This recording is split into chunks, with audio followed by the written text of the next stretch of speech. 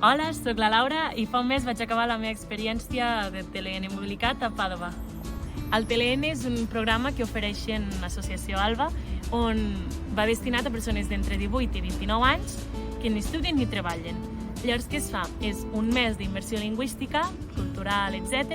i després 3 mesos al país on hagis escollit. Jo vaig realitzar el meu TLN a Pàdua, a Itàlia, una ciutat que està a mitja horeta de Venècia, i jo vaig estar-hi del 28 de setembre al 29 de novembre, és a dir, uns 2 mesets. Les meves pràctiques professionals les vaig desenvolupar a una escola parental a una ciutat que es deia Límena. Al principi, al tindre l'oportunitat de fer el programa amb la immersió lingüística, no vam anar allà sent unes patates, o sigui, teníem una miqueta de base i va ser de molta ajuda, perquè si no, potser una miqueta patates si semblàvem. Però no, ens fèiem entendre i tot superbé. Professionalment, m'ha encarat. He decidit que si vull acabar estudiant educació i és molt maco, m'ha ajudat molt.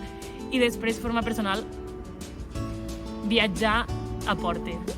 Recomanaria totalment el programa, o sigui, és això, és el que et dic, viatjar, conèixer una nova llengua, no només t'emportes professionalment, sinó que creixes personalment.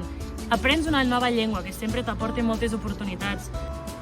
Doncs això, què més us puc dir? Apunteu-vos al TLN!